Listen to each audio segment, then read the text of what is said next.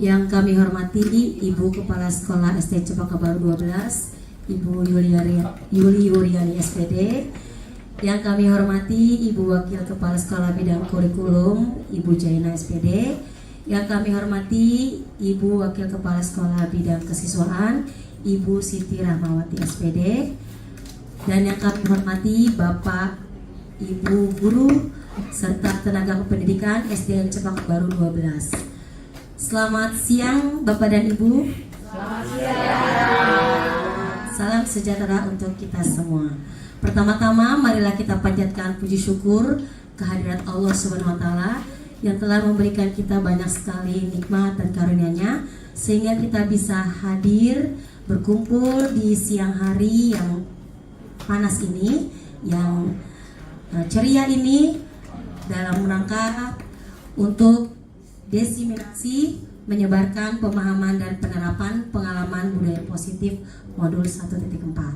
Salawat serta salam tak lupa kita sanjungkan kepada junjungan kita Nabi Muhammad SAW yang mana telah membawa kita dari zaman kejahiliahan, zaman kebodohan, sampai membawa kita ke zaman yang saat ini, yang sekarang ini, yaitu zaman yang penuh dengan ilmu pengetahuan dan teknologi.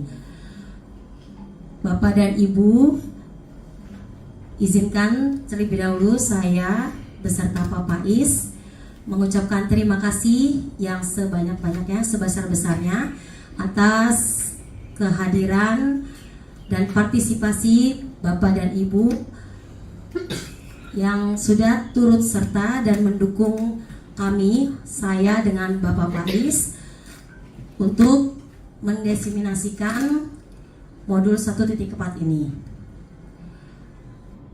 Pada siang hari ini ya, kami mendapatkan tugas untuk aksi nyata, yaitu menyebarkan pemahaman dan penerapan pengalaman budaya positif modul 1.4.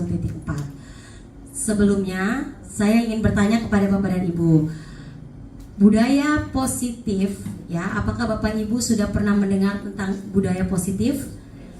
Sudah. Ya.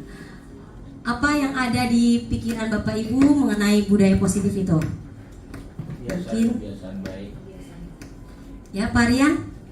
Kebiasaan baik yang dilakukan oleh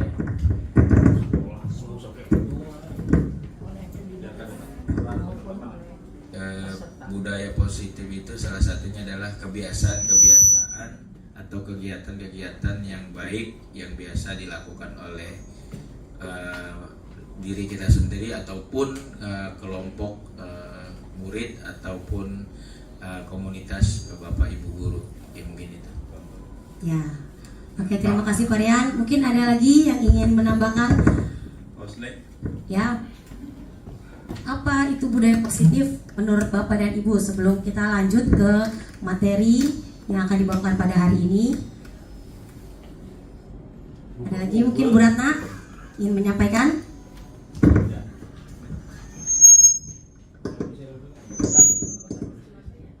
Menurut saya, budaya positif adalah kebiasaan-kebiasaan yang mengikuti aturan yang telah berlaku dalam suatu lingkungan di mana orang tersebut berada, dan juga kebiasaan itu menjadi gaya hidup atau menjadi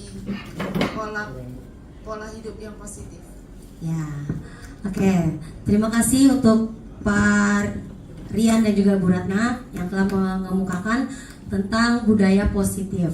Ya, memang benar sekali apa yang dikatakan oleh Pak Rian dan Bu Ratna mengenai budaya positif, yaitu kebiasaan-kebiasaan ya, atau nilai-nilai ya, nilai-nilai positif yang kita tanamkan ya, khususnya kita di dunia pendidikan sebagai guru ya, kita menanamkan budaya positif di lingkungan sekolah kita, terutama di SDN Cempaka Baru 12 ini ya.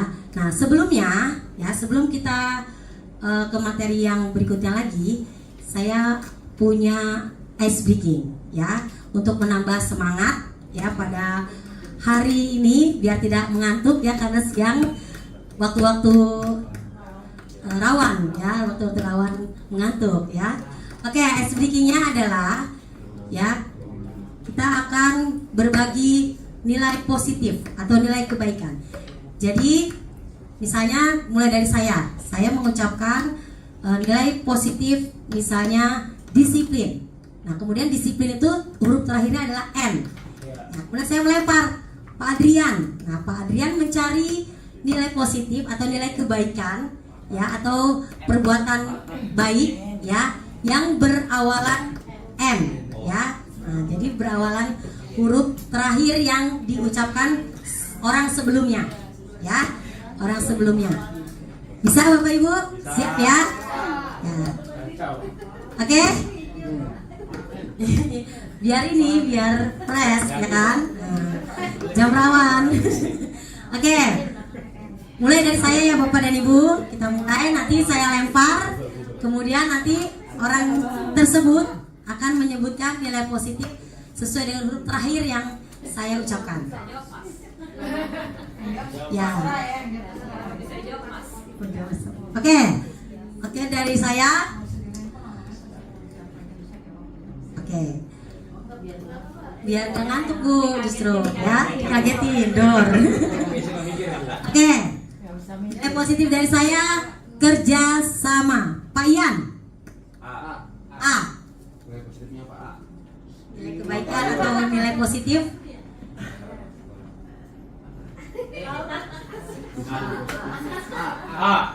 Nih, saya jawab. Antusias. Oke, lempar Pak Andrian. Lempar. Paus nih. S, Husni. Sosialisasi. Ya, lempar. Ayo lempar ke siapa?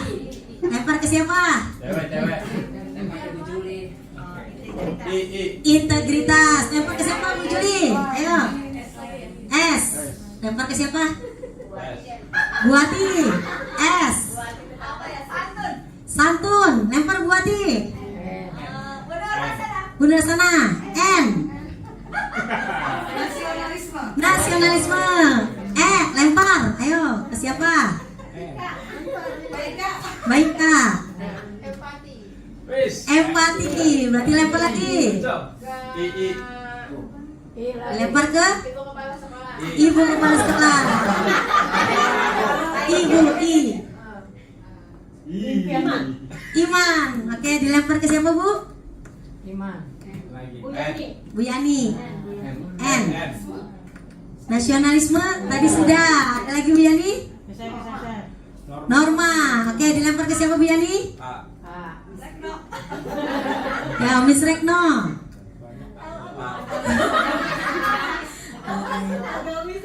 Agamis. Dilempar ke siapa? Satu lagi. Ayo satu lagi. Satu lagi, ke lempar ke siapa? Ya. Belum bangun. Oke, silakan. Bu Enda. Support. Alhamdulillah. Ya. Nah, permainan atau games atau SBK yang tadi kita mainkan itu adalah nilai-nilai positif ya, yang harus kita tanamkan ya, baik kepada diri kita, keluarga kita, ataupun murid-murid kita yang ada di sekolah SD Cempaka Baru 12 ini. Oke Pak Faiz, next. Ya, diseminasi hari ini adalah untuk pemenuhan tugas dari kami, yaitu calon guru penggerak angkatan 10, saya Nurhayati Hasanah dan juga Bapak Muhammad Faiz. Tepuk tangan untuk Bapak Faiz. Oke, next Bapak Faiz. Ya, seperti yang kita ketahui bahwa tujuan pendidikan menurut Ki Hajar Dewantara itu adalah menuntun segala kodrat yang ada pada anak-anak agar mereka dapat mencapai keselamatan dan kebahagiaan yang setinggi-tingginya, baik sebagai manusia ya, sebagai pribadi maupun sebagai anggota masyarakat. Nah, untuk mencapai keselamatan dan kebahagiaan itulah makanya kita menerapkan nilai-nilai positif kepada mereka, ya kan? Kemudian pendidik itu ya kita sebagai pendidik hanya dapat menuntun tumbuh atau hidupnya kekuatan kodrat yang ada pada anak-anak agar dapat memperbaiki lakunya, bukan dasarnya hidup dan tumbuhnya kekuatan kodrat anak. Pendidik itu seperti petani, ya. Petani itu hanya bisa menyemai benih, merawat tanaman padi, kemudian menggemburkan tanah, membajak sawah, ya, tapi tidak bisa mengubah padi menjadi jagung, ya, atau padi menjadi tanaman yang lain. Nah, makanya ya tujuan pendidikan di sini adalah kita hanya menuntun mereka, ya, kita hanya menuntun sesuai kodrat, sesuai minat, sesuai potensi yang dimiliki oleh anak didik kita, ya. Misalnya yang minatnya olahraga, ya berarti kita arahkan, ya, kita tuntun olahraga, ya, untuk mencapai prestasi tentunya. Next, Pak Faiz. Ya, ini tadi ya pengertian dari budaya positif yang tadi sudah disampaikan oleh Bapak Rian dan juga Bu Ratna, bahwa budaya positif di sekolah itu adalah nilai dan kebiasaan di sekolah yang berpihak pada murid agar mereka dapat berkembang menjadi pribadi yang kritis, penuh hormat dan bertanggung jawab sesuai dengan profil pelajar Pancasila. Masih ingat Bapak dan Ibu profil pelajar Pancasila? Ya, kita nyanyi dulu ya. Pelajar Pancasila. Ya, 1, 2, 3. Pelajar Pancasila, beriman dan bertakwa Tuhan yang esa dan berakhlak mulia, berkebinekaan global, gotong royong mandiri, kreatif dan bernalar kritis. Nah, ya itu kita harus tahu, ya, profil pelajar Pancasila, karena sejatinya tujuan dari pendidikan adalah kita akan menuju, ya, atau membentuk peserta didik kita, ya, sesuai dengan profil pelajar Pancasila. Next, Pak Faiz. Ya, jadi pada hari ini kita akan membahas tentang konsep inti dari budaya positif. Yang pertama ada perubahan paradigma, yang kedua disiplin positif, yang ketiga nilai-nilai kebajikan, kemudian yang keempat kebutuhan dasar manusia, yang kelima motivasi perilaku manusia, yang keenam posisi kontrol manusia, yang ketujuh keyakinan kelas, dan yang terakhir adalah segitiga restitusi. Wah, di antara ke-8 ini adakah yang baru didengar oleh Bapak dan Ibu? Ya, sama Bapak dan Ibu, saya juga baru mendengar setelah mengikuti program guru penggerak ini. Jadi sama-sama kita belajar ya Bapak dan Ibu untuk budaya positif ini, ya. Kita lihat, ya. Next. Nah, yang pertama, ya, konsep inti dari budaya positif yang pertama adalah pembelajaran dengan paradigma baru. Apa sih maksudnya? Ya, jadi pembelajaran dengan paradigma baru ini merupakan pembelajaran yang dirancang berdasarkan prinsip pembelajaran berdiferensiasi, sehingga para peserta didik belajar sesuai kebutuhan, ya, berdasarkan tahap perkembangan sesuai teori psikologi modern untuk mewujudkan profil pelajar Pancasila. Jadi, ya, paradigma pembelajaran yang baru ini adalah dengan prinsip berdiferensiasi, ya. Jadi kita memberikan pembelajaran itu sesuai dengan kebutuhan anak, ya, karena dalam pemikiran Ki Hajar Dewantara, ya, pendidikan itu adalah menghamba pada murid, ya, berpihak pada murid. Jadi tujuan kita, sasaran kita itu adalah murid, dan murid, ya. Okay, next. Nah, ini sering kita, ya, dengar tentang miskonsepsi atau salah konsep, ya, mengenai teori kontrol. Nah, coba sekarang, ya, saya minta 2 orang bapak-bapak deh depan, ya, Bapak Andrian boleh sama Pak Firman. Ya, jadi Bapak Andrian itu adalah sebagai orang yang tangannya dikepal, ya, kepal sekuat-kuatnya. Kemudian Pak Firman nanti berusaha membuka kepalan dari tangannya Pak Adrian, ya. Ya, boleh dipujuk, ya. Oke. Penyakit rematik Adrian tapi. Oke. Pak Firman, ya. Sebagai kita sebutnya orang A dan orang B, ya. Orang B, Pak Firman ini yang akan berusaha membuka kepalan tangan dari Pak Adrian, ya, dengan berbagai cara. Boleh dibujuk, dirayu, boleh di apa ya, dengan kata-kata apa, atau dengan kekuatan apa, ya. Siap ya, kita lihat. Agak kesini sepertinya. Oke. Satu apa dua? Satu aja. Belum jadi ada. Oke. Siap ya. Ayo. Ini semua ada di tangannya Pak Adrian. Mau? Oh ya. Oke, kita mulai. Ya, kepala begini. Siap ya, kita lihat. Pak Firman akan berusaha membuka kepala tangan dari Pak Adrian. Boleh. Enggak ada isinya.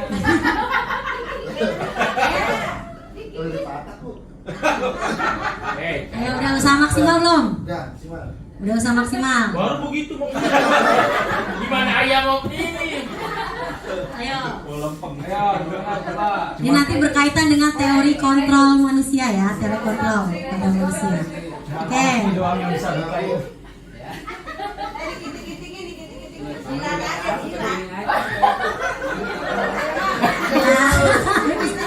Oke, tepuk tangan untuk Pak Adrian dan Pak Firman ya. Sebelumnya tunggu dulu. Sebelumnya ya. Apa pelajaran yang bisa diambil dari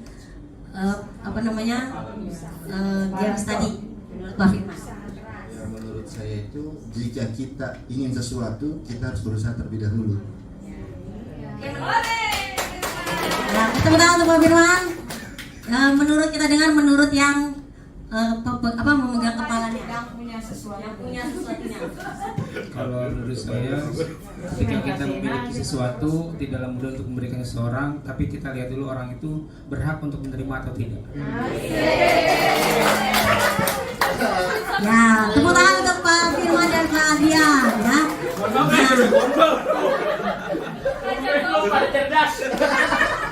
Jadi ya, tadi kalau kata Pak Adrian, tergantung Pak Adrian ya kan, mau membuka atau tidak membuka.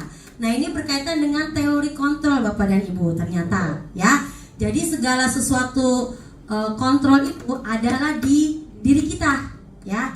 Kita mau ikut atau tidak ikut, kita mau buka tadi yang kepalan atau tidak, itu tergantung dari kitanya, bukan pengaruh dari orang lain ya. Nah, itu merupakan teori kontrol yang juga saya pelajari di pendidikan guru penggerak ini. Nah, yang sering salah ya mengenai teori kontrol ini adalah yang pertama adalah ilusi guru mengontrol murid, ya kan?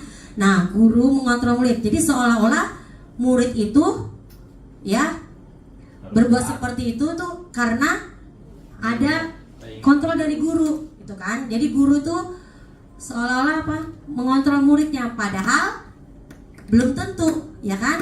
Nah, bisa saja murid itu ya mau dikontrol karena memang dia menginginkan kebutuhannya itu untuk dikontrol, dituntun, dibimbing, diarahkan, gitu kan? Ada nggak yang sulit untuk dikontrol oleh seseorang? Banyak ya, karena memang dirinya tidak mau ya, tidak mau diatur, tidak mau dikontrol oleh seseorang ya. Nah, itu makanya terjadi miskonsepsi ya. Jadi murid itu ya sebenarnya bukan berasal dari pengontrolan dari guru ya, tapi bisa dari dalam dirinya. Itu yang dinamakan motivasi. Nanti kita belajar juga motivasi, ada motivasi dari luar dan dari dalam dirinya. Kemudian yang kedua, bahwa kritik dan membuat rasa bersalah mampu menguatkan karakter. Setuju nggak Bapak dan Ibu? Ya, ternyata setelah saya pelajari, ya tidak, justru kritik dan rasa bersalah itu malah membuat murid itu merasa gagal, Bapak dan Ibu, ya. Kritik dan membuat rasa bersalah itu justru membuat murid gagal, Tergantung. ya, karena merasa Enggak juga. ya merasa Tergantung. disalahkan gitu kan, merasa jadi wah saya udah salah nih, udah gagal nih gitu ya. Ya. Kemudian yang ketiga, ilusi bahwa orang dewasa berhak memaksa, padahal tidak ya, tidak sepenuhnya ya. Kemudian yang keempat, ilusi bahwa penguatan positif efektif itu dapat bermanfaat. Benar nggak Bapak dan Ibu? Sering di sanjung-sanjung, sering diberi penghargaan yang berlebihan. Apakah ya memberikan bermanfaat? Tidak juga ya Bapak dan Ibu. Ya justru terkadang ya penguatan yang berlebihan atau misalnya sanjungan yang berlebihan itu justru malah membuat ya kadang mengharapkan jadi merasa dihukum juga dengan penghargaan itu ya. Oke, nanti mungkin banyak pertanyaan nih di kepala Bapak dan Ibu ya, nanti kita ketemukan jawabannya ya. Oke, next. Nah, jadi mulai sekarang ini ya kita harus mengubah paradigma yang tadinya stimulus respon kepada pendekatan teori kontrol, di mana kalau dalam stimulus respon itu realitas atau kebutuhan kita tuh sama ya, tapi kalau menurut teori kontrol realitas atau kebutuhan itu kita itu berbeda. Kita berbeda atau sama Bapak dan Ibu dalam kebutuhan? Berbeda ya. Nanti kita belajar juga ada 5 kebutuhan dasar manusia ya, nanti kita lihat. Kemudian semua orang melihat hal yang sama, itu menurut stimulus respon.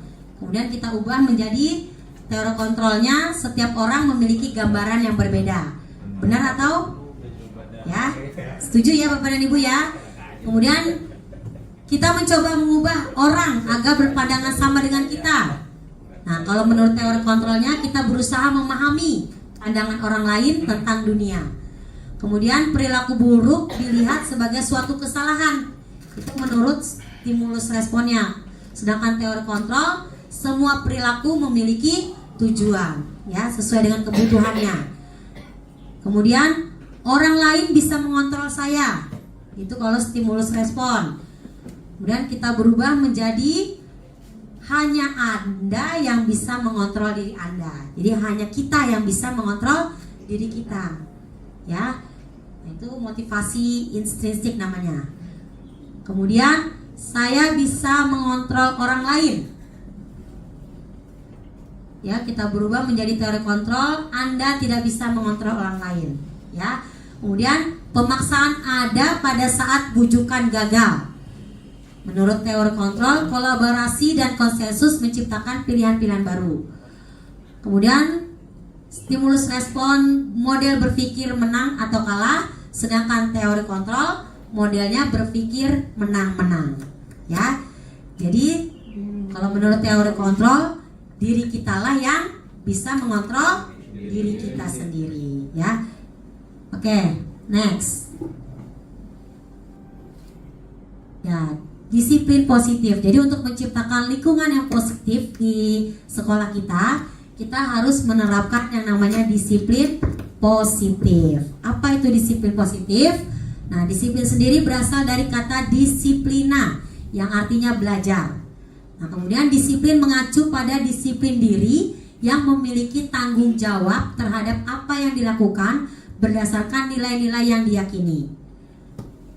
Disiplin positif merupakan salah satu cara penerapan disiplin yang bertujuan untuk menumbuhkan kesadaran serta memberdayakan peserta didik tanpa imbalan, penghargaan atau reward, ancaman atau hukuman. Ya, jadi nggak ada imbalan, nggak ada penghargaan, tidak ada ancaman, apalagi hukuman. Jadi disiplin positifnya itu berasal dari dirinya sendiri. Ya, dengan cara apa? Ya dengan cara kita menanamkan nilai-nilai positif. Ya, dan nanti ada yang namanya segitiga restitusi. Ya, supaya anak melakukan kesalahan tapi tidak merasa gagal. Jadi dia bisa tumbuh percaya dirinya lagi, bisa menyelesaikan, menemukan solusinya terhadap permasalahannya tanpa hukuman ataupun penghargaan, ya. Nah, sebagai pendidik, tujuan kita adalah menciptakan peserta didik yang memiliki disiplin diri sehingga mereka berperilaku mengacu kepada nilai-nilai kebajikan universal dan memiliki motivasi intrinsik, ya, yang tadi saya katakan, dalam perubahan perilaku ke arah yang lebih baik. Jadi motivasi, nanti ada motivasi eksternal dari luar dan juga ada motivasi intrinsik atau internal dari dalam, ya. Oke, next Pak Faiz.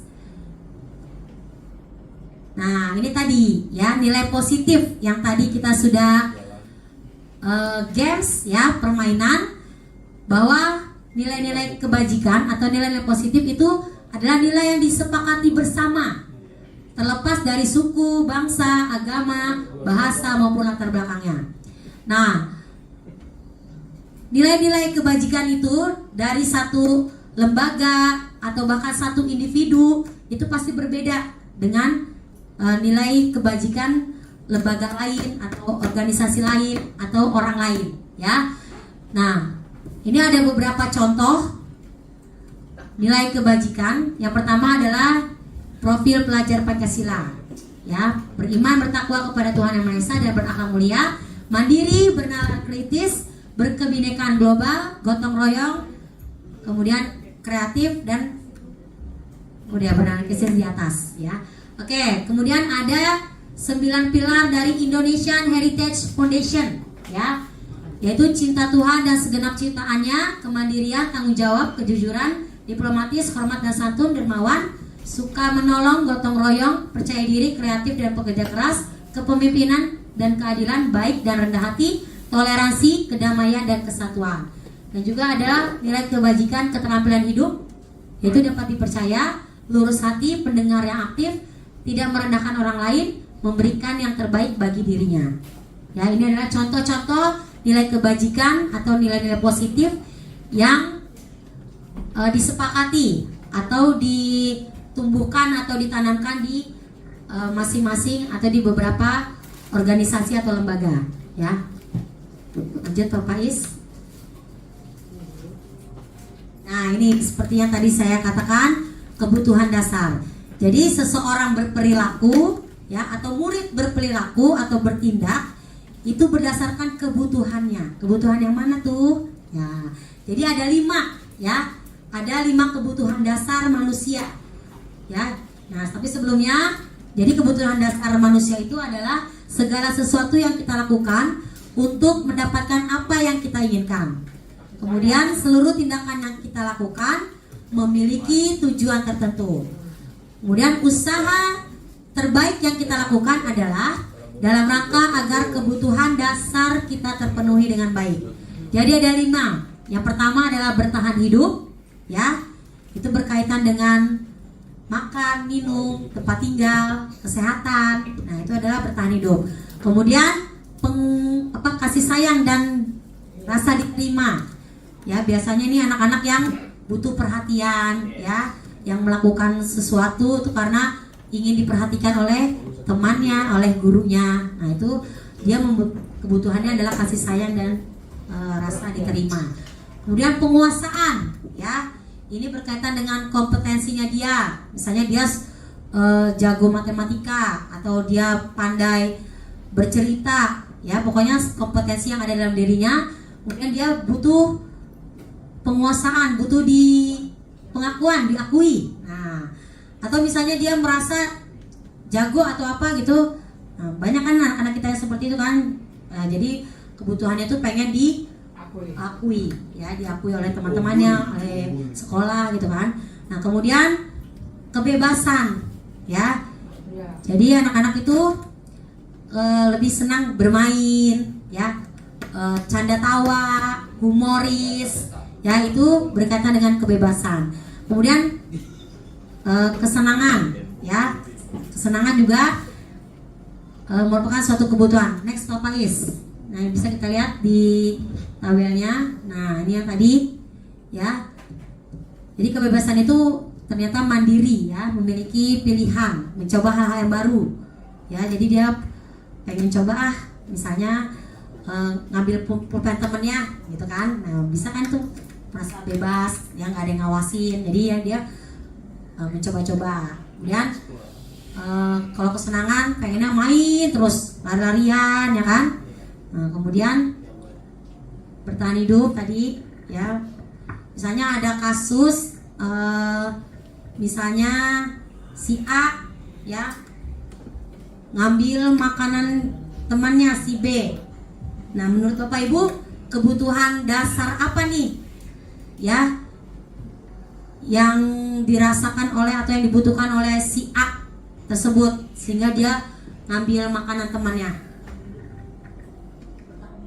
Ya, menurut Miss Retno, bertahan hidup. Ada lagi? Sebenarnya dari kasus ini banyak ya, banyak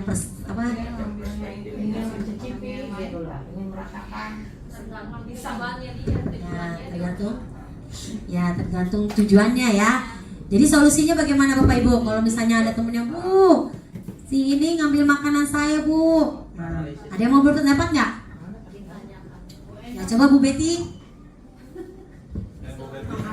Ya, dari kasus misalnya si Fulan ya ngambil makanan si Wiwi misalnya ya. Nah, si Wiwinya itu ngadu ke Bu Betty. Nah, apa yang akan Bu Betty lakukan gitu? Atau menurut Bu Betty kebutuhan apa sih yang diperlukan oleh si Fulan ini? Jadi dikatakan bahwa perbuatan buruk itu belum tentu semua buruk ya. Jadi tergantung tujuannya dia melakukan itu untuk apa gitu. Ya kita tanya dulu baik-baik sama anak itu, dia kenapa makanannya diambil gitu, apakah dia mau memberi lagi atau dia emang lapar atau memang dia makanan itu punya dia yang diambil lagi atau bagaimana gitu ya, atau dia untuk dikasih lagi ke teman yang lain atau bagaimana gitu. Jadi kita tanyakan baik-baik, jangan marah-marah langsung marah gitu sama anaknya. Ya, betul sekali Bu Betty. Oke, tepuk tangan dong untuk Bu Betty ya. Jadi kata Bu Betty, kita tanyakan dulu ya kepada si Fulan ini tujuannya apa sih, ya kan, mengambil makanan si Wiwi ini gitu kan. Nah, setelah kita tahu tujuannya, berarti kita bisa mengidentifikasi nih si Fulan ini kebutuhan dasarnya apa. Oh, ternyata dia cuma cari-cari perhatian doang sama si Wiwi atau sama bu gurunya, bisa kan Bapak dan Ibu?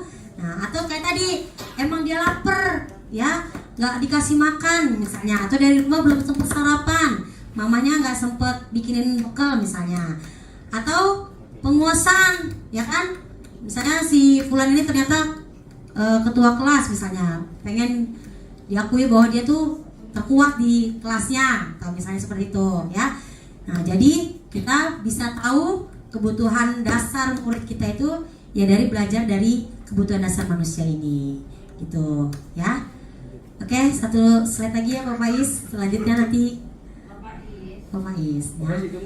Nah, ini motivasi perilaku manusia yang tadi ada kaitannya ya, bahwa ya kita itu dalam melakukan suatu perilaku atau perbuatan itu ya terjadi karena motivasi apa? Bisa ekstrinsik, bisa dari luar, bisa dari dalam diri sendiri.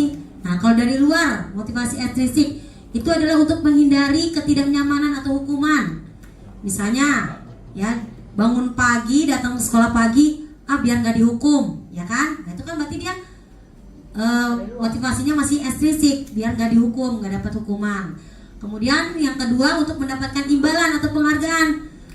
Saya mau mau berangkat lebih pagi, nanti dapat reward dari ibu guru. Nah, berarti itu kan masih motivasinya ekstrinsik dari luar, yaitu mengharapkan imbalan atau penghargaan. Nah, ada lagi motivasi intrinsik, yaitu motivasi yang berasal dari dalam dirinya sendiri, muncul ya, yaitu untuk menjadi orang yang mereka inginkan dan menghargai diri sendiri dengan nilai-nilai yang mereka percaya. Jadi mau bangun pagi karena dia merasa menghormati ya sekolah, menghormati gurunya, menghormati teman-teman yang lainnya. Makanya dia mau berangkat pagi gitu. Nah, itu berarti dia sudah punya motivasi intrinsik dalam dirinya. Ya, jadi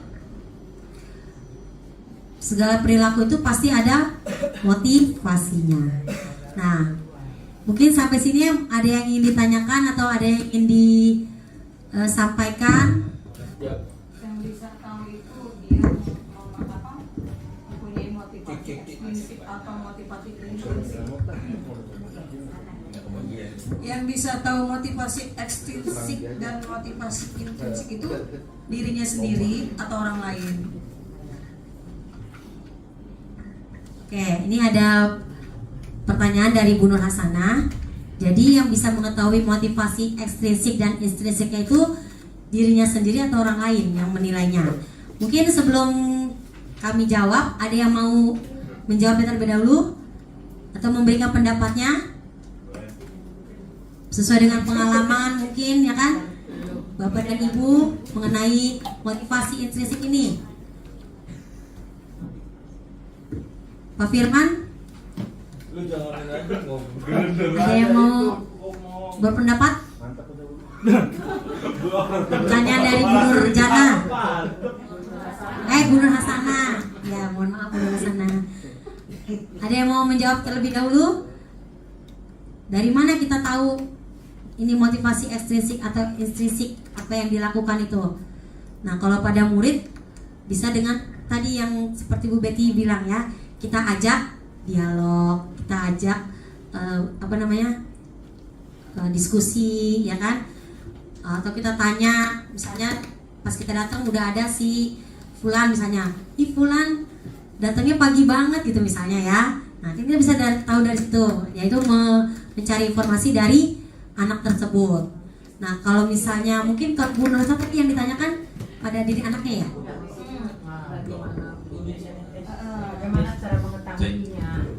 Mungkin pendapat aja ya. Kalau untuk melihat motivasi perilaku manusia itu dia motivasinya ekstrinsik atau intrinsik, sebenarnya sangat sulit jika kita tidak melakukan tadi tanya jawab ya. Karena seperti kita melihat anak yang datang pagi-pagi, terkadang pagi mungkin pertama kalau kita tanya dengan ngobrol ya, tapi mungkin saja dia datang pagi karena orang tuanya kerjanya pagi gitu. Jadi memang motivasinya bisa jadi dari rumah, motivasinya mungkin ekstrinsik karena tadi kalau dia nggak pagi-pagi bangun ditinggal sama orang tuanya. Intinya akan sulit membedakan motivasi itu berasal dari ekstrinsik atau intrinsik jika kita tidak melakukan pertanyaan tadi. Mungkin karena kita sedang belajarnya tentang bagaimana tadi kita berpraktik baik. Kalau untuk Bapak Ibu guru, mungkin ini adalah salah satu yang harus dilakukan Bapak Ibu guru di dalam kelas, yaitu pendekatan kepada anak. Dari yang Ibu lihat terkait PMM refleksi diri Bapak Ibu guru adalah salah satunya ini, supaya kita bisa tahu kenapa anak ini selalu datang terlambat, anak ini selalu datang pagi.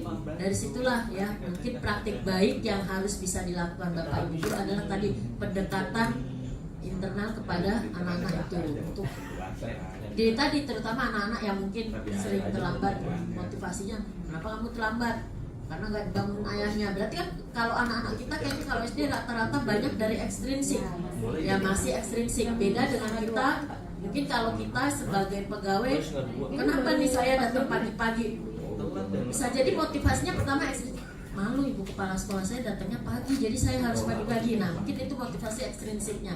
Tapi di dalam diri kita pasti intrinsiknya, saya ini Bapak Ibu guru, saya harus menjadi teladan, harus menjadi contoh buat anak-anak murid saya, berarti saya harus datang pagi. Jadi sulit sebenarnya kalau jawab tadi ya, dari ekstrinsik atau intrinsik. Mungkin itu pendapatnya. Terima kasih kepada Ibu Kepala Sekolah. Tepuk tangan dong buat Ibu Kepala Sekolah dan Ibu Laksana ya. Jadi ya, setelah kita mendapatkan pengetahuan baru tentang motivasi perilaku ini, jadi diharapkan kita bisa memunculkan motivasi intrinsik diri kita ya guru untuk memberikan contoh kepada murid-murid kita di kelas ataupun di sekolah ini. Pak Yusuf mau menambahkan. Nggak usah lah, takut waktunya habis. Nggak masih lama kok, jam 3. Oke. Bagaimana Pak Yusuf? Nggak apa-apa. Ya silakan Bapak Yusuf. Masih banyak waktunya. Ya, izin aja menambahkan ya. Mungkin tadi yang dimaksud Bu Nur kan Di sini kita biar kelihatan kamera. nggak apa-apa, suaranya kan kedengaran. Suaranya kedengaran. Yang dimaksud Bu Nur Hasanah tadi kan bagaimana untuk mengetahui kan bahwa anak atau kita sebagai guru terlihat memiliki motivasi ekstrinsik atau intrinsik. Menurut saya pribadi sebenarnya ada dua pola yang tidak perlu, seenggaknya tidak mesti harus ditanyakan maksudnya apa gitu, tapi kita bisa melihat dari perilakunya sehari-hari. Contohnya dalam kegiatan olahraga atau pelatihan ekskul. Kalau misalkan kita lihat nih yang biasa datang duluan siapa yang latihannya, itu kita bisa nilai sendiri itu sebenarnya dari motivasi intrinsik itu sendiri gitu, tanpa perlu kita menanyakan ke anaknya itu apa tujuannya. Itu menurut saya pribadi seperti itu. Jadi bisa dinilai itu dari luar atau dari dalam itu sendiri. Terima kasih. Oke, tepuk tangan untuk Pak Yusuf ya. Benar sekali Pak Yusuf ya. Ada kaitannya dengan yang tadi dikatakan dari kesenangan ya, ada kesenangan di situ ya. Ada kaitannya. Jadi saling nyambung Bu. Ini Berarti intinya praktik baiknya kita harus membuat pembelajaran kita menyenangkan supaya anak-anak itu bisa mempunyai munculkan motivasi intrinsik Ditambah lagi ya. dengan senyuman. Ya, betul Bu ya. Jangan Oke, Bapak dan Ibu, untuk saya ya cukup ya. Nanti akan dilanjutkan oleh Bapak Muhammad Faiz. Oke, kepada Bapak Faiz kami persilakan.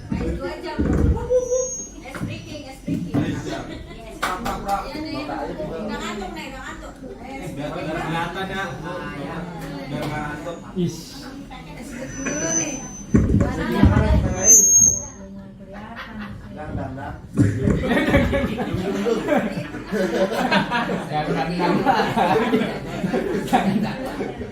Ya, terima kasih Bu Nur Hayati Hasanah yang telah memaparkan di awal tadi ya, bagus sekali ya paparan yang diberikan Bu Nur, dan terima kasih buat teman-teman dan Bapak Ibu.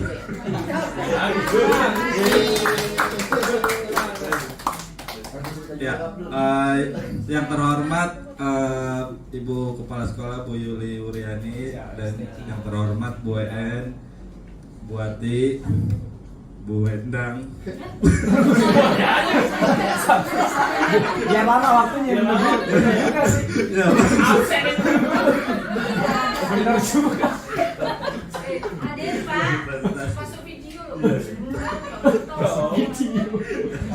Terima kasih teman-teman semua ya. Ya, perkenalkan saya Muhammad Faiz, CGP Angkatan 10. Saya akan melanjutkan presentasi pada hari ini yang kedua ya. Sebelumnya ada yang kita ice breaking dulu ya. Oke.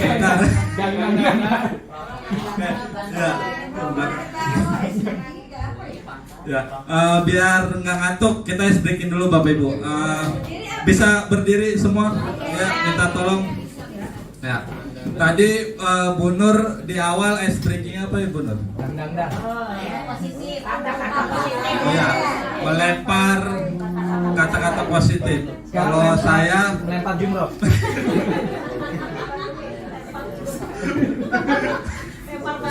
Kalau saya ini lempar bola imajinasi namanya.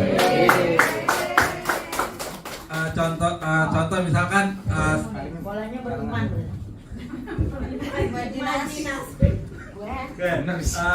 Imajinasi tahu ya, yang ada ya halusinasi yang ada di otak atau kepala kita. Yang punya otak di kepala pasti bisa. Iya Bu. Contohnya gini, kalau saya gerakan ini apa ya Ibu jawab ya, Ibu Bapak. Bola. Ya, bisa bola, bisa bulat ya. Kalau bumi gede Bu. Bola kayak bola, namanya bola imajinasi. Jadi bola ya. Terus saya berimajinasi dulu. Makan. Jawabnya sendiri-sendiri, jangan keroyokan. Ntar saya berimajinasi sendiri. Habis itu saya lempar bola imajinasinya misalkan ke sana. Yang nangkap siapa? Nggak ada. Mantul, soalnya mantul ke tembok. Salah lempar berarti Bu. Lempar ke sini berarti kan imajinasi berarti gimana? Kalau saya lempar, nah, berarti kan arahnya ke sini berarti Bu menangkap terus menyebutkan. Oke. Bisa ya Bapak Ibu? Siap. Oke, siap. Ya. Bola imajinasi.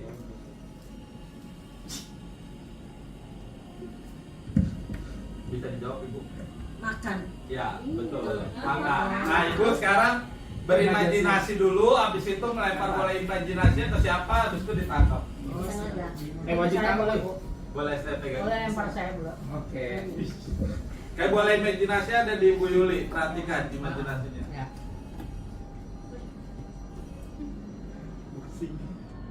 Ya, beratang. Berpikir. Gimana Bu Yuli? Ya. Iya, betul. Kayak sekarang Bu Ratna. Itu dulu. Tenang.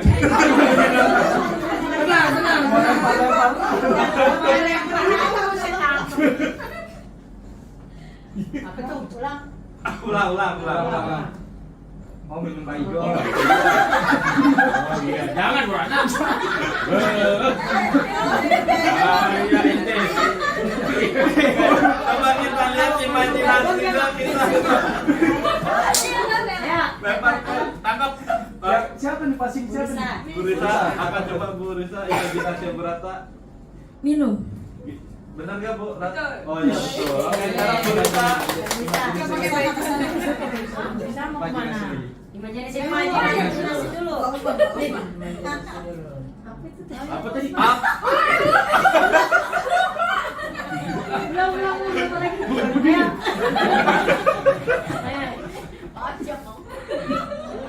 Oke. Lempar bola imajinasinya ke siapa? Tangkap Kidan. Udah ditangkap. Oh, Posti. Boleh ditangkap. ODGJ.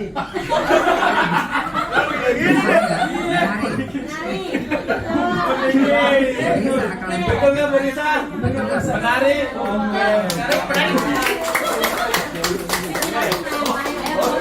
Kirain ODGJ mau. Posti. Bu itu.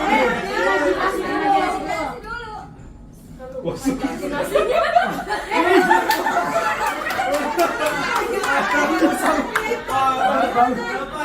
Bagus. Pinter. Positif banget ini. Kebiasaan positif. Ke bawah imajinasi. Ke bawah imajinasi.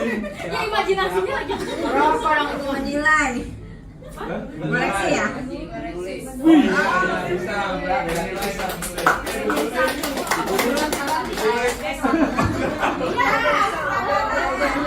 Oke, ya terima kasih Bapak Ibu untuk pertanyaan buat kita semua. Oke. Ya, selanjutnya. Bisa dulu. 20 menit juga itu. Oke. Ya, dibantu. Tolong ya. Oke, selanjutnya saya akan menjelaskan hukuman, konsekuensi, dan restitusi.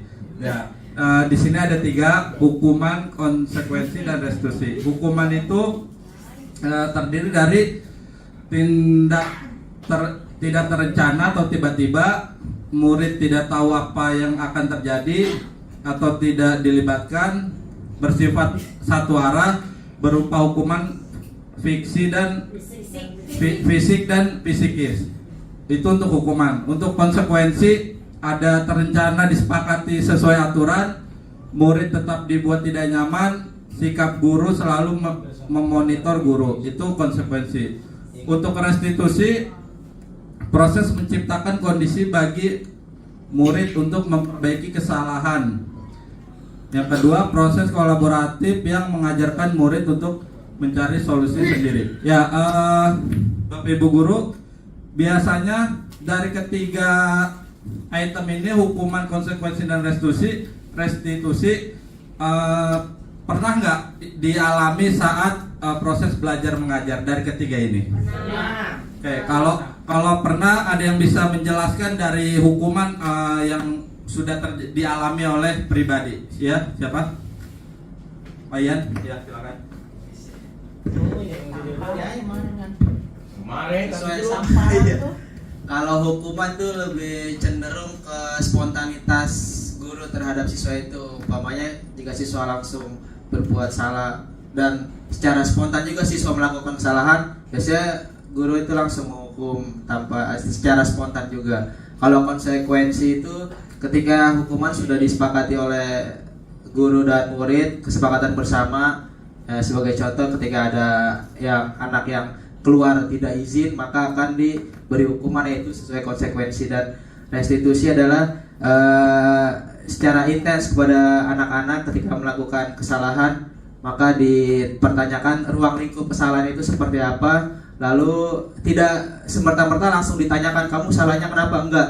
Kita harus cari ruang lingkup kesalahan itu sendiri. Kamu misalkan kayak tadi kasusnya yang pertama tuh ngambil duit, kita nggak harus langsung nanya kenapa kamu duit itu, terlebih condong menghakimi. Kita tanya ke ruang lingkupnya, kamu bawa duit apa enggak gitu, kamu kayak gimana. Jadi nggak langsung memvonis anak itu sendiri. Seperti itu Bapak. Ya, terima kasih ya, betul sekali ya Pak Ian ya. Hukuman itu tadi lebih ke tidak terencana. Misalkan kita sebagai pendidik pasti pernah melakukan yang namanya hukuman, konsekuensi, dan restitusi terhadap anak. Tadi Pak Ian sudah memberikan contohnya. Kalau hukuman itu tidak terencana, misalkan kita sedang berada di lingkungan sekolah, melihat anak melakukan pelanggaran gitu, tiba-tiba kita langsung menghukumnya tanpa melakukan pertanyaan terlebih dahulu. Kalau konsekuensi tadi juga sudah dijelaskan ya, konsekuensi itu pelanggaran yang dilakukan, tapi kita sudah membuat kesepakatan terlebih dahulu ya. Kalau untuk restitusi lebih ke pemulihan ya, untuk anak yang melakukan pelanggaran atau masalah itu kita berikan pemulihan, atau kalau di bahasa hukumnya itu ganti rugi gitu. Oke. Selanjutnya Bu Nur. Yang ketiga apa sih itu Pak? Restitusi Bu. Yang kedua tadi, yang kedua. Konsekuensi. Yang ketiga konsekuensi, yang ketiga itu Sikap guru selalu Oh ya, salah itu kesalahan pengetikan buat sikap guru selalu memonitor murid. Terima kasih buat koreksinya. Ya, selanjutnya di sini ada 5 posisi kontrol guru ya. Yang pasti teman-teman sudah pernah melakukan tanpa disadari. Saya juga pribadi setelah belajar CGP ini banyak hal-hal yang kita udah lakuin tapi kita tidak tahu namanya atau penyebutannya itu. Jadi ya alhamdulillah program CGP ini untuk penebalan diri saya pribadi untuk lebih memahami atau mendalami itu yang namanya mengajar atau mendidik. Ya di sini ada 5 posisi kontrol guru. Yang pertama ada penghukum, teman, manajer, pembuat rasa bersalah, dan pemantau. Oke, jangan dulu, Bu Nur. Nah, oke, dari 5 posisi kontrol ini, adakah teman-teman yang tadi sebelumnya kita udah membahas 3 ya, yang tadi hukuman, konsekuensi, dan restitusi. Nah, di sini 5 posisi kontrol itu kita biasanya setiap pembelajaran pasti kan selalu ada ada yang kurang pas ya, atau ada masalah kita bisa sebut. Nah, adakah teman-teman yang bisa berbagi pengalaman atau cerita sebagai pendidik atau sebagai guru untuk menghadapi siswa-siswinya yang kurang pas sebelum kita masuk ke slide selanjutnya? Apakah kita sebagai penghukum, teman, manajer, pembuat rasa bersalah, atau pemantau? Ya. Maksud ini kan pengalaman atau pengalaman ibu selama ada di ruang lingkup sekolah gitu, lingkungan. Ibu tadi memilih pemantau, bisa di manajer. Ya, bisa diceritakan pengalamannya seperti apa? Baik, terima kasih Pak Faiz. Kalau menurut Ibu yang betul adalah bukan betul ya, artinya yang lebih nyaman bisa kita pakai adalah manajer. Karena kalau manajer ini kita bersikapnya adalah bagaimana kita mengajak orang lain, membimbing orang lain, mengarahkan dalam satu tujuan yang sama, seperti kepada murid intinya mungkin di antara 5 posisi kontrol guru ini yang pertama adalah teman, tapi kalau kita sebagai orang tua di sini adalah manajer. Arti kata kita sama-sama membawa anak itu untuk membimbing, mengarahkan pada satu tujuan yang sama. Kalau teman itu kan tadi contoh mungkin dalam keseharian kita pada murid kita, kalau sebagai teman mungkin dia akan lebih mudah bercerita, gitu ya, mudah menyampaikan apa yang dia inginkan. Mungkin itu Pak. Terima kasih Bu Juli. Ada lagi yang ingin menceritakan pengalamannya posisi kontrol guru atau kita saat proses belajar mengajar, apakah kita sebagai penghukum, sebagai teman, manajer, atau pembuat rasa bersalah, atau pemantau? Ada teman-teman? Oh, Pak Ian lagi. Ya, silakan Pak Ian.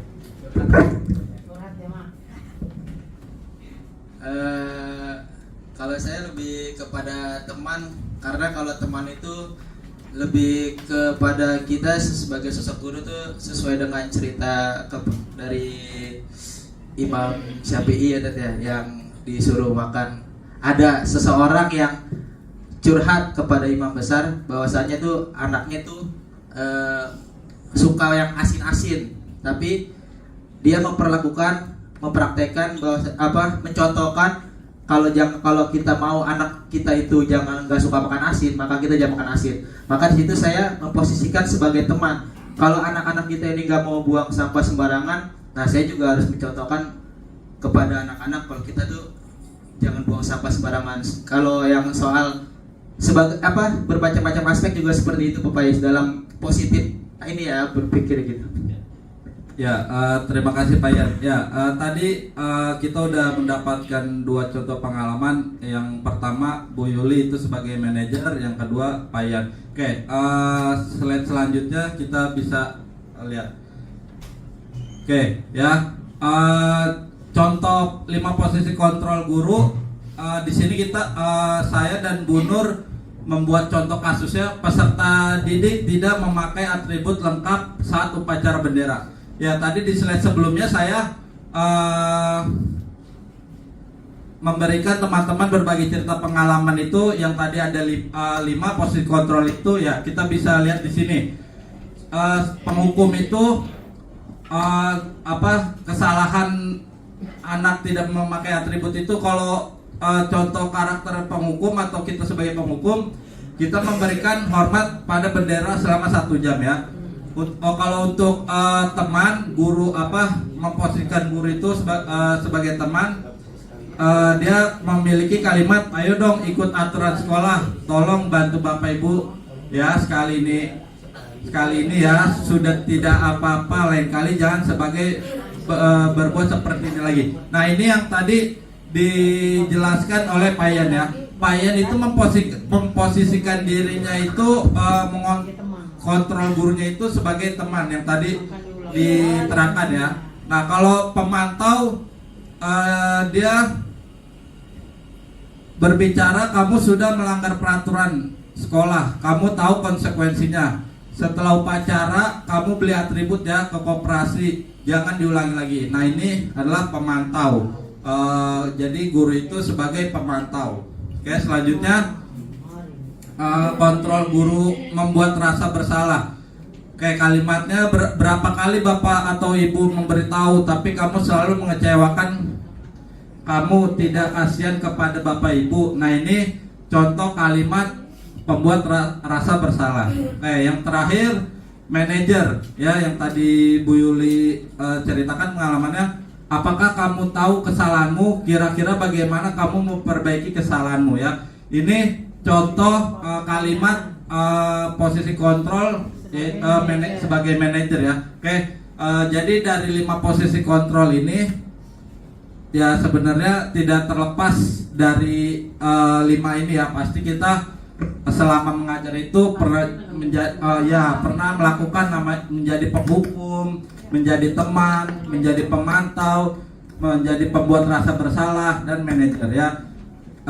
Di sini makanya kita sama-sama belajar ya. Jadi tadi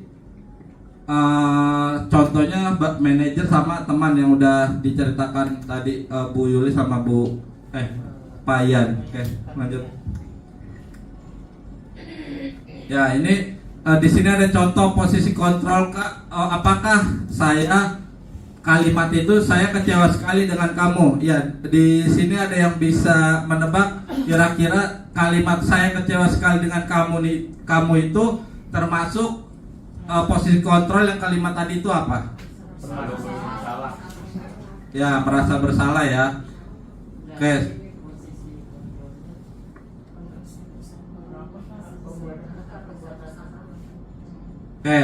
Di sini ada posisi kalimat keduanya. Apa rencanamu untuk menyelesaikan masalah ini? Ya, di sini jelas ya, karena manajer itu memposisikan dirinya itu ya pasti bukan sebagai penghukum ya. Dia lebih menanyakan terlebih dahulu masalahnya terhadap siswa. Oke, lanjut. Ya, yang ketiga, ayo lakukan demi Bapak Ibu. Ya, teman. Ya. Lanjut. Ya, di sini ada pertanyaan keyakinan kelas. Mengapa keyakinan kelas bukan peraturan kelas? Ada yang iya, siap. Boleh. Gak apa-apa, di sini kita saling sama-sama belajar ya, nggak ada yang salah, nggak ada yang benar, karena kan pengalaman kita berbeda-beda dan pemahaman kita juga berbeda-beda. Kita saling sharing ilmu. Ya boleh, siapa yang bisa ingin sharing lah, bukan menjawab. Ya, Pak Yusuf. Terima kasih Pak Faiz untuk menambahkan saya ya. Menurut pendapat saya untuk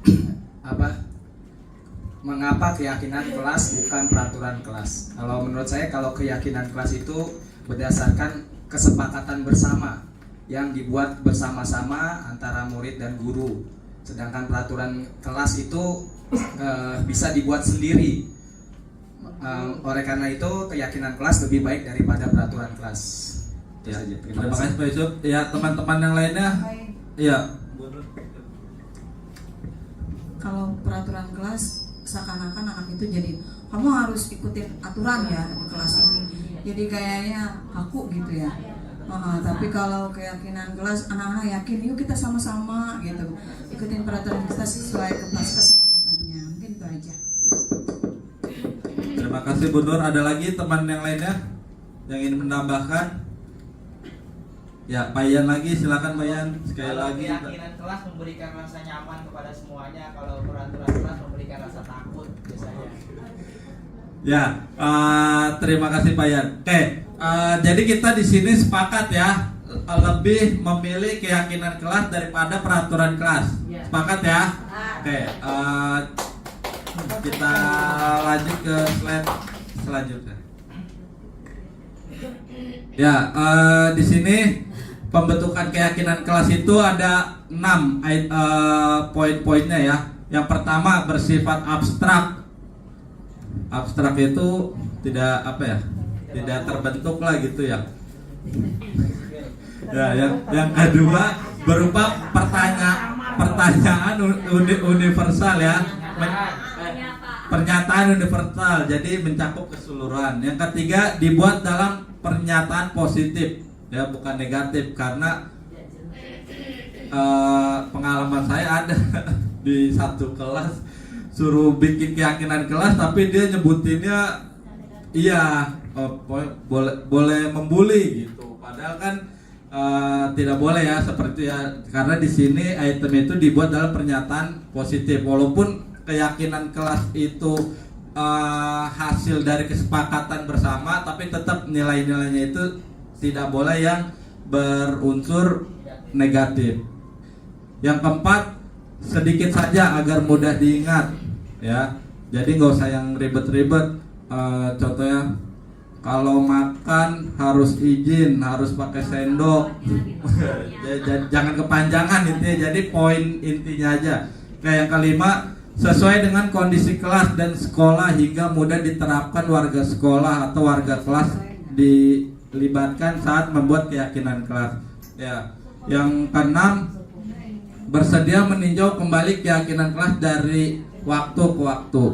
Ya, untuk pembentukan keyakinan kelas ini, saya juga sudah menerapkan itu setelah belajar CGP ini ya Bapak Ibu. Sebelumnya saya lebih ke peraturan kelas yang dimana murid itu harus mengikuti peraturan yang saya buat gitu, walaupun peraturan itu poinnya itu isinya itu positif, karena balik lagi ke filosofi KD, kita sebagai guru itu membimbing murid, menuntun, bukan memaksakan murid ya. Jadi makanya dibikin keyakinan kelas ini biar kita guru dan murid itu biar murid itu membuat keyakinan kelasnya sendiri dengan teman-temannya gitu. Karena kalau peraturan itu kadang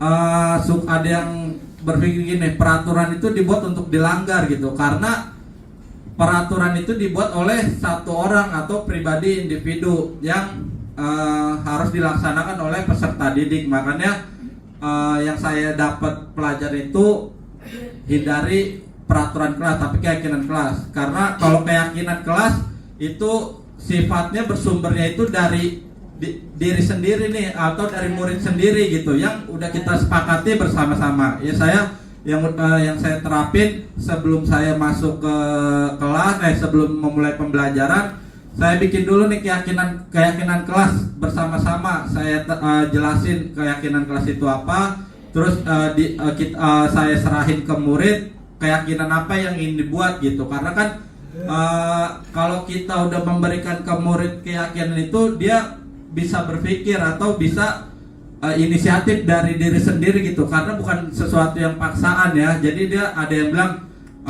boleh makan gitu, misalkan saat pembelajaran, boleh makan nggak Bapak Ibu saat pembelajaran? Ya, oke. Kalau misalkan makan itu tidak boleh, mungkin kita bisa siasati. Kalau misalkan kita alihkan boleh, tapi saat jam istirahat seperti itu. Jadi sebelum kita membuat keyakinan juga kita jangan balik lagi ke peraturan gitu. Jadi kita balik seolah-olah keinginan kita gitu, keyakinan itu, tapi kita lebih serahin ke murid, kita yakini dan sepakatin bersama. Ya, selanjutnya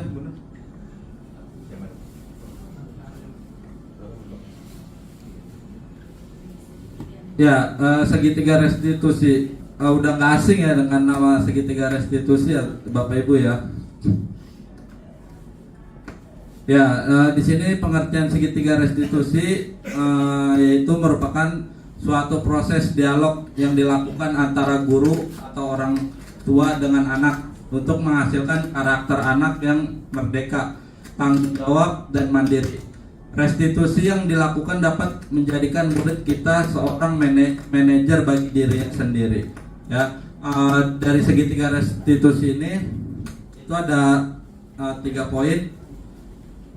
Menurut Bapak Ibu, poin yang pertama apa yang Bapak Ibu lakukan untuk segitiga restitusi ini. Penjelasan segitiga restitusinya di sampingnya ada bentuk segitiganya yang ada tulisan validasi tindakan yang salah, menanyakan keyakinan, menstabilkan identitas.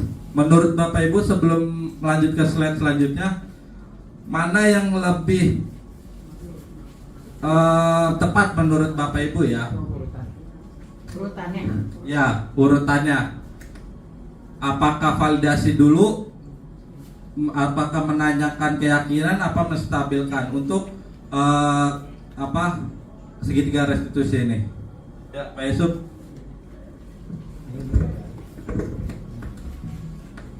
Kalau menurut saya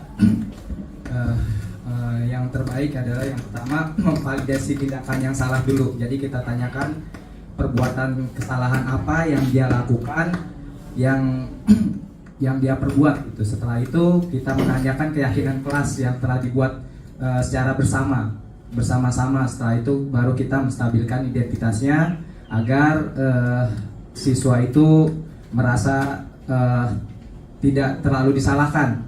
Jadi itu menurut saya yang pertama, memvalidasi tindakan yang salah. Setelah itu menanyakan keyakinan kelas. Yang terakhir menstabilkan identitasnya kembali. Terima kasih. Terima kasih Pak Yusuf. Ya, Pak Yusuf tadi urutan itu validasi, menanyakan, stabilkan ya? Ya. Benar ya? Ya. Validasi dulu kan. Iya, validasi dulu kan, pertama validasi, menanyakan, baru stabilkan ya. Oke, Bapak Ibu yang lainnya ada yang ingin berpendapat?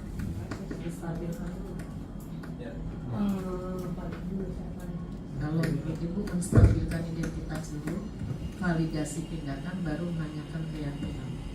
Menstabilkan identitas artinya kan kamu tadi melakukan apa, itu artinya kan menurut kamu salah nggak itu? Ini kita menstabilkan identitas, baru validasi. Ya, terima kasih Bu. Ya,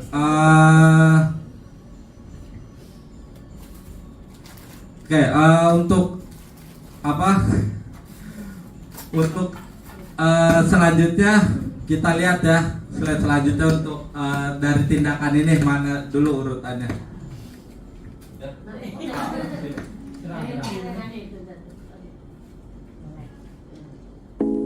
Ya, kalau menurut versi CGP ya, atau DIY itu yang pertama menstabilkan identitas. Ya,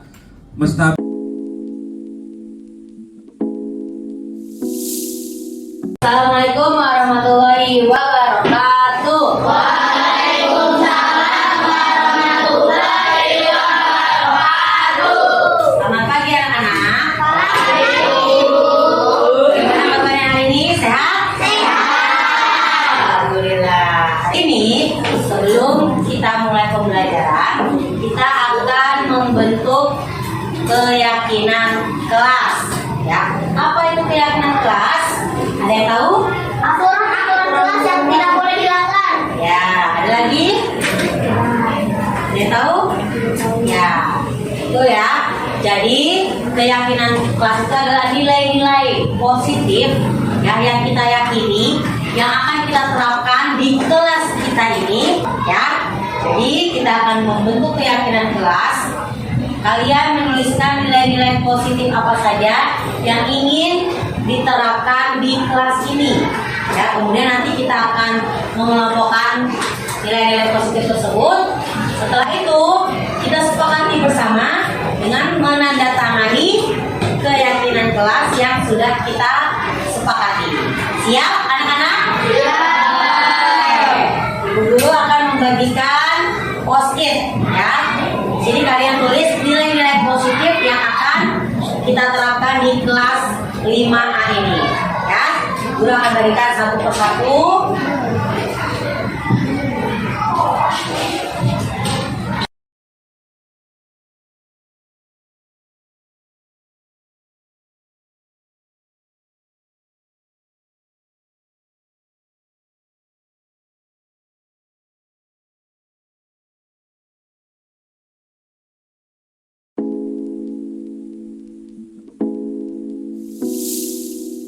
Assalamualaikum warahmatullahi wabarakatuh.